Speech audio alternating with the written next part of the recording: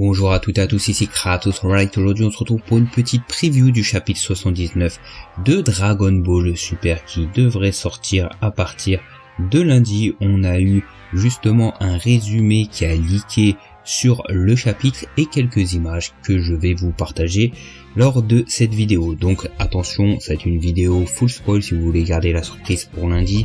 Lundi 20 à 17h sur le site Manga Plus, le chapitre sera disponible. Donc vous êtes prévenus. Alors du coup, que nous raconte ce chapitre? Alors ça va être un chapitre qui va être centré sur le combat entre Granola et Gas, et c'est pas plus mal. On aimerait bien voir de quoi sont capables les plus forts de l'univers, même si Goku et Vegeta font partie des plus forts de l'univers, mais là, voilà, on va voir les deux personnages qui ont bénéficié du vœu de Torombo. Voir qui est le plus fort, est-ce que c'est Gas, est-ce que c'est Granola. On va voir aussi l'évolution de Granola. Alors les gars, je pense que vous avez déjà vu les images, vous avez sûrement lu le résumé du chapitre. Franchement, Granola, il est stylé de fou et il a vraiment évolué, il a appris de ce combat contre Vegeta. Ce que Vegeta lui a dit t'es peut-être le plus fort de l'univers, mais ça c'est juste pour un temps donné. Il a dit tu n'as pas l'expérience du combat, il lui a dit voilà, tu n'as jamais affronté certaines difficultés. Donc il s'est battu contre Vegeta Ultra Ego, il en a pris plein la tronche physiquement, il en a pris plein la tronche psychologiquement aussi. S'ajoute à ça le fait qu'il a appris que les Hitters avaient tué sa mère, qu'il avait exploité, etc., etc. Ce qui fait que le personnage de Granola a grandi psychologiquement, et on le voit ne serait-ce que dans son attitude. Il est beaucoup plus sympathique, il est beaucoup plus... voilà, on est à 100% avec lui. Quand il combattait Goku, quand il combattait Vegeta, il était exécrable. Il se la racontait trop, il était trop en mode ouais c'est moi le plus fort, il répétait que ça, il répétait que ça, Vegeta le remettait tout le temps à sa place. Mais là, il est stylé. Là, déjà, il se bat pour se venger. Il se bat contre Gas, qui est théoriquement et qui est sûrement plus fort que lui, parce que là, on apprend dans le chapitre que Gas utilise que des techniques où il va matérialiser des armes. Donc ça, Moneito explique que c'est la technique de base de Gas. Gas, il se bat tout le temps comme ça. Donc c'est sa technique de base. Et il dit à Granola, en gros, je veux te battre juste avec mes techniques de base. Voilà, il veut pas piocher dans le panel de techniques qu'il a pu obtenir grâce au vœu de Torombo. Donc, enfin, jusqu'à un certain moment, parce que Granola, il le défonce, en fait. Granola, il esquive ses techniques, il lui met des punches, des kicks et tout, donc au bout d'un moment, il va piocher justement dans la puissance que lui a donné Torombo. Mais, voilà, on voit que Granola, normalement, est censé partir d'être plus faible que Gas, et en fait, il est en train il le domine petit à petit. Et à la fin du chapitre, Vegeta fait cette remarque que Granola, il prend l'avantage sur Gas parce qu'il est beaucoup précis dans ses mouvements, notamment parce que les deux maîtrisent le déplacement instantané, le Shunkanido. Donc on voit que Granola progresse, et ça il l'a appris pourquoi? Il l'a appris face à Vegeta qui, grâce à sa technique de l'Ultra Ego, lui a montré que tu as peut-être fait le vœu d'être le plus puissant de l'univers, mais c'était que pour un temps. Sache qu'il y aura toujours des gens qui peuvent te dépasser. Vegeta l'a dépassé avec l'Ultra Ego, et lui-même Granola, à la fin du chapitre, il avait débloqué son deuxième œil. Son deuxième œil qui justement avait mis à mal Vegeta. Donc ça, il a compris Granola que en fait on peut progresser, on peut aller de l'avant, et il se repose pas uniquement que sur ce vœu-là qui a fait de lui le plus fort de l'univers. Donc il a pas peur de combattre Gas, il a des bonnes raisons de combattre Gas, il a des bonnes raisons aussi de power-up lors de ce combat, très clairement, parce qu'il a un compte à régler avec les Hitters, avec Gas, et on sait très bien que dans Dragon Ball, quand les personnages ils ont des comptes à régler, quand les personnages doivent se venger, ils ont des choses à faire, c'est là qu'ils deviennent les plus dangereux. On a vu Vegeta sur Namek, même si à la fin il se fait tuer contre Freezer, faut dire quand même il avait pas mal power up, il s'est bien vengé, il a profité, par exemple quand il s'est battu contre Zabon, il avait perdu le premier round, mais quand il est revenu il était plus fort, etc., etc. Le Zenkai vous connaissez. Goku, Super Saiyajin, quand Krillin est mort, il s'est énervé, il s'est vengé, même si à la fin il est, si vous voulez, il est revenu à ce qu'il est de base, il a réussi à reprendre son calme, et il a pardonné 2 fois Freezer, et 2 fois Freezer n'a pas profité de ça. Gohan contre Cell quand il a tué C16, c'est devenu un autre homme, etc. Donc là, Granola, il a des bonnes raisons de power up, il a des bonnes raisons de défoncer Gas, donc ça c'est plaisant. Donc là, on est à 400% avec lui. Il est beaucoup plus sympathique, il se la raconte pas. En plus, il a des traits sérieux. Moi, j'ai surkiffé Granola et voilà, quoi, je veux dire, là, il m'est sympathique le personnage. Il m'est vraiment sympathique parce que contre Vegeta et Goku, il était trop exécrable. Et notamment quand il enlève sa veste, moi je sais pas pour vous, mais je le trouve ultra badass, le Granola, je le trouve ultra badass. Il a enlevé sa vieille veste, sa veste de grand-père là toute claquée au sol. Là il est stylé de ouf avec sa salopette, là il est une salopette le mec, c'est le mec le plus stylé en salopette, j'ai jamais vu ça les gars. Et en plus même ses expressions faciales à partir de là, il a des expressions faciales en mode il y a une image là, elle me rappelle trop bon après ça n'a entre guillemets rien à voir, mais il y a, si vous jouez à DB Legends, vous avez la carte de Vegeto Blue, la deuxième carte de Vegeto Blue, vous avez même une carte de Black Goku Rosé qui a à peu près la même pose, et là il a la même tronche quoi, enfin il a la même expression, et c'est une expression qui est ultra badass, genre il est là, ça veut tout dire, je sais pas ce qu'il dit parce que c'est écrit en japonais, mais il lui dit gars je vais te bouffer frérot, parce que c'est au moment où Gas a réussi à lui voir, je sais pas si, je crois qu'il lui a fait un Hakai, donc il a mis des dégâts, mais lui il s'en bat les reins, il saigne, il est là, et on a l'impression qu'il prend un peu de Vegeta. Il prend un peu de Vegeta quand il était en Ultra Ego, même avant il prenait des coups, toujours en train de sourire en dessous, côté badass, côté je vais te défoncer, etc. Et je me demande, bon je pense pas que ce sera le cas, mais vous imaginez qu'il se sert de ça un petit peu pour avoir son Ultra Ego à lui, alors je pense pas qu'il arrive jusque là, parce qu'il faut que la technique reste quand même à Vegeta quoi, ça serait un peu chiant d'avoir un autre mec qui a déjà qu'il a du Hakai, ça serait un peu chiant d'avoir du Ultra Ego, mais peut-être qu'il va s'inspirer de ça justement pour aller de l'avant, pour power up un peu sans que ce soit forcément l'Ultra Ego, et ça c'est plutôt pas mal. Donc voir ce Granola confiant, ce Granola il est prêt à aller à fond, surtout que maintenant il a Hot 1000, en plus là il est stylé, franchement il est vraiment stylé comme ça, donc ça fait plaisir, en mode badass, ça rappelle vraiment Vegeta, Vegeta quand il a combattu Granola, le Vegeta avant qu'il se transforme en Ultra Ego, donc on était tout éclaté avec un sourire de fou, ça rappelle bien sûr le Vegeta de l'Arc Saiyajin, il était tout éclaté, il était tout défoncé de partout, mais il était en mode énervé, et ça fait vraiment plaisir. On est à 400% avec Granola.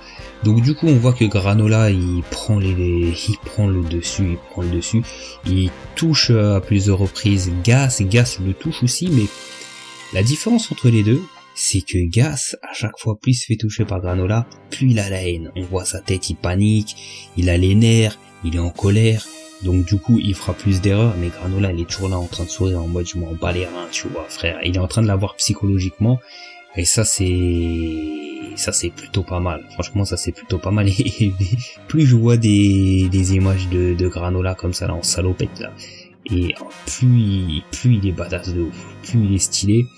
Et ça fait vraiment plaisir, notamment la dernière image qui a leaké où on le voit là en train de regarder Gas. En fait, il est en bas, il regarde en haut en mode on dirait végétaux quoi. Bon, j'exagère, c'est pas pareil, mais après il y a un plan comme ça, c'est genre il nargue le mec en face et ça c'est stylé.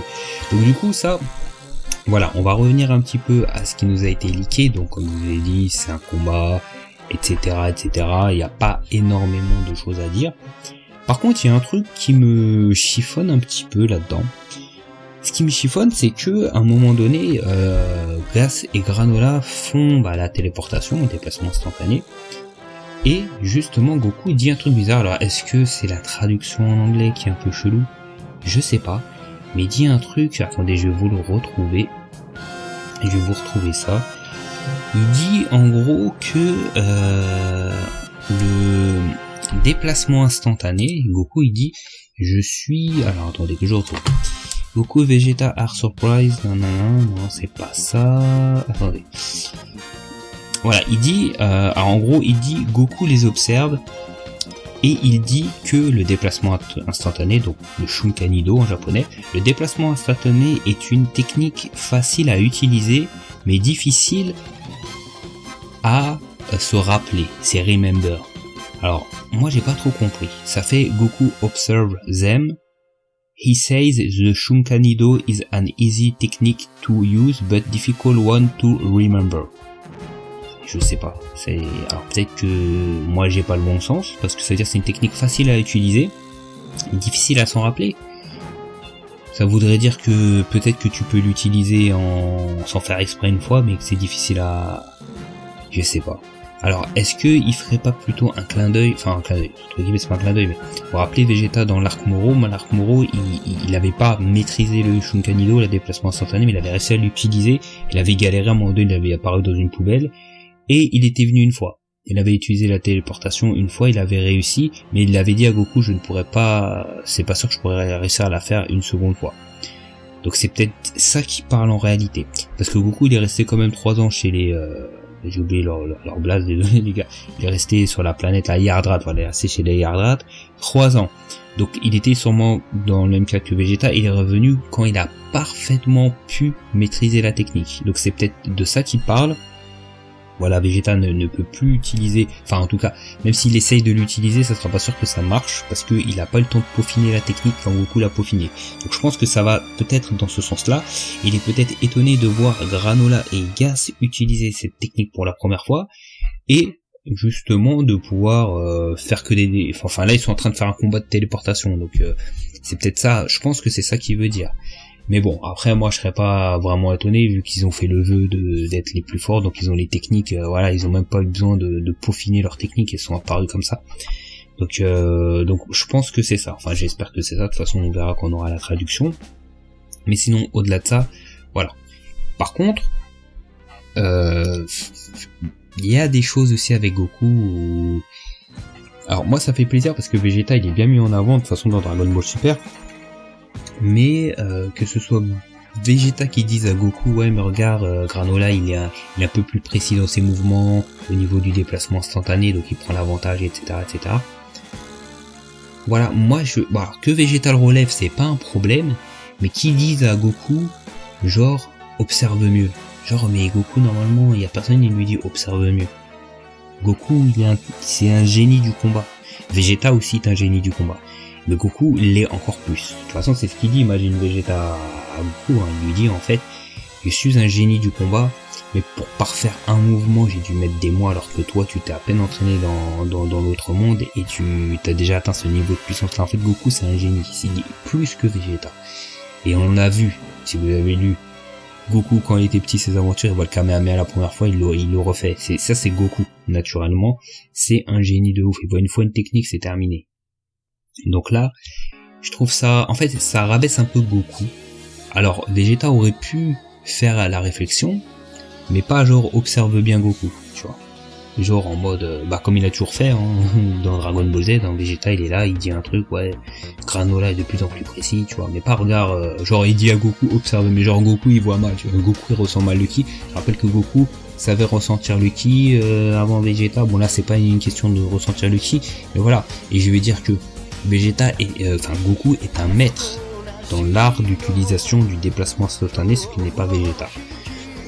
Même si Vegeta, il peut observer et tout, voir que Granola est plus précis, mais voilà, ça c'est un petit truc qui me chiffonne un peu dans le sens où faut respecter un petit peu Goku les gars. Il y en a marre que Goku soit pas respecté dans Dragon Ball Super, qu'on fasse passer. Bon alors là ça va. Il y a des cas on l'a fait passer vraiment pour un teubé. Et encore dans le manga Dragon Ball Super, je trouve qu'il est moins, il est plus respecté que dans l'anime. Mais quand même, il y a des trucs des fois, voilà, respecter un petit peu Goku, parce que Goku c'est quand même une masterclass comme personnage. Enfin voilà, ça sera tout pour ce chapitre, de toute façon il n'y a pas grand chose à dire, parce que c'est surtout un chapitre de combat, puis ça fait plaisir aussi d'avoir un chapitre de combat, hein. On n'est pas forcément obligé d'avoir que des chapitres qui nous révèlent plus sur l'histoire. Dragon Ball Z c'est du combat aussi, je dois rappeler à certains qui se plaignent, qui disent oui mais on en voit de plus en plus en train de se plaindre du film DBS Broly, il y avait trop de combats. Non mais les mecs, je sais pas, allez lire autre chose, mais allez pas lire Dragon Ball. Dragon Ball c'est des combats, même si oui c'est une histoire, oui c'est un développement de personnage, mais au bout d'un moment faut arrêter de mitonner. Les combats ça reste quand même super important, surtout que dans Dragon Ball Super, les affrontements même contre les boss finales, ils sont pas très longs. Ils sont pas très longs quand tu commences à regarder avec quand tu lis le manga, il y a, dans un arc, il y a beaucoup de combats. Là, même l'arc Moro, en réalité, quand tu regardes, des fois, il y a des arcs qui font 3 tomes, 3-4 tomes. voilà quoi, tu vois, c'est pas aussi développé. Après, en même temps, il y a un chapitre par mois, donc en même temps, les mecs, ils peuvent pas trop s'appesantir. Enfin bref, voilà, c'était tout pour cette vidéo preview du chapitre 79 de DB Super. Nous, on va se retrouver, du coup, on fera la vraie review du chapitre en entier quand il sera disponible sur Manga Plus à partir de 17h le lundi 20 décembre. Et sur ce, je vous dis à plus pour d'autres vidéos sur la chaîne sur Dragon Ball Super.